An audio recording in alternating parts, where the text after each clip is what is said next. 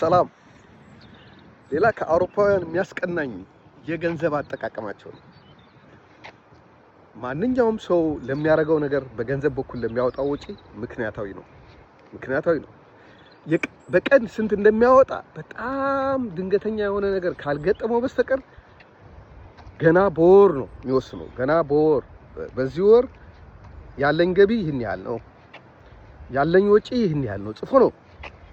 ኦኬ የተረፈኝ ይሄን ያለው ስንት ብር ነው በቀን ማውጣት የምችለው ብሎ የሚያስብ የአውሮፓ ዜጋ በአጠቃላይ እንደዚህ ነው የሚያስበው። ሀብታም ቢሆን ድሃም ቢሆን ገንዘብ የሚጠቀምበት ፕላን አለው። እንደኛ አይደለም። እኛ እኮ የምናደርገው ምንድነው? የራሳችንም ያልሆነ ገንዘብ ይዘን እኮ ወይ መጠጥ ቤት ወይ ምግብ ቤት ከሄድን እኮ እንከፍላለን። ገንዘቡ የኛ እንዳልሆነ እኮ እናውቃለን። እንዴ እሱን አይቼው እንዴት የሱን ሂሳብ ሳልከፍል ብለን እንላለን። ይሄን በማድረጋችን ኑሯችን አይናጋም ወይ? ለምሳሌ ገንዘቡ በአደራ የተሰጠን ከሆነ አደራ የሰጡን ሰዎች እምነታቸው እንትን አይሉም ወይም ደግሞ ባለቤታችን ሚስታችን የሆነ ነገር እንድንገዛ ፈልጋ ገንዘቡን እንዲህ አድርጌዋለሁ ስንላት አታዝንም ወይ?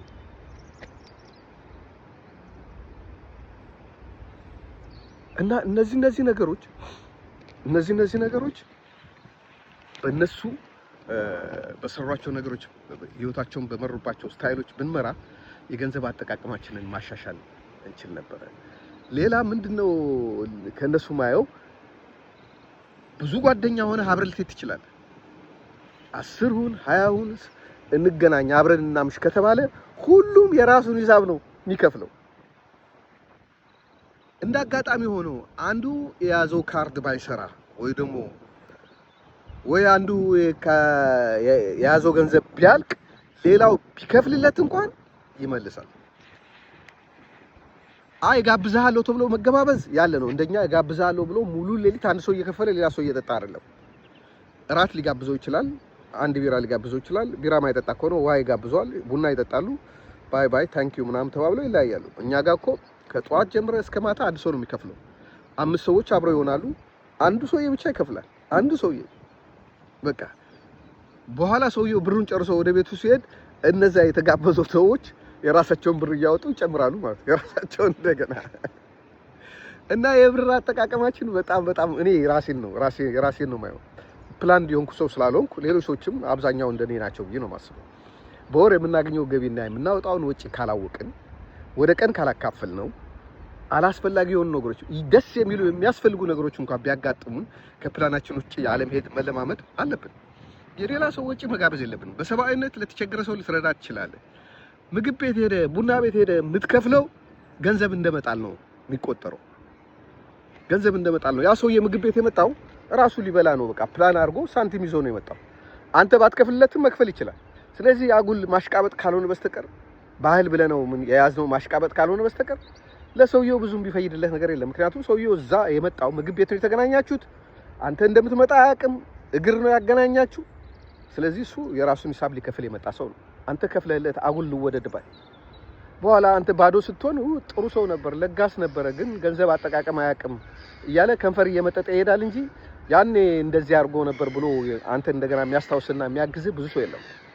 እና እነዚህ ጎጂ ባህሎቻችን ለገንዘብ ያለን ግምት አሁን ከተሰደድን በኋላ ከተለያየ ሀገር ሰዎች ጋር እንገናኛለን። አይደለም ከአውሮፓ ሰዎች ከኤሽያ ሰዎችና ከምዕራብ አፍሪካ ወንድሞቻችን ጋር ስናወራ ምንድን ነው የሚያወሩት? ከሁሉ ነገር ቅድሚያ ምንድን ነው ስትላቸው እነሱ ገንዘብ ይሉሃል። እንዴ ሰው ነው እንጂ ስትላቸው ይስቃሉ። እንዴ ምንድን ነው ሰው? ገንዘብ ከሌለ በቃ ምንም ነገር የለህም ነው የሚሉት እነሱ። እኛ ሀገር ደግሞ የተማርነው ሰው ይበልጣል፣ ከሁሉ ነገር ሰው ይበልጣል። ኦኬ ሰው ይበልጥ፣ ሰው ክቡር ነው ሰው በሰውነቱ ከገንዘብ ጋር መወዳደር የለበትም።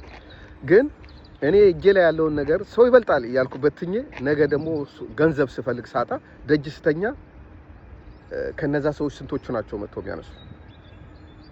እሱን ግምት ውስጥ ማስገባት ያስፈልጋል። አትረዳዳ አይደለም ለመረዳዳትም ምክንያት ያስፈልጋል። ስትረዳ ምክንያት ያስፈልጋል። ያ የሚረዳው ሰው እርዳታ ያስፈልገዋል። እርዳታ የሚያስፈልገው ከሆነ መርዳት አለብህ። ግን እኛ እርዳታ ለሚያስፈልገው ሳይሆን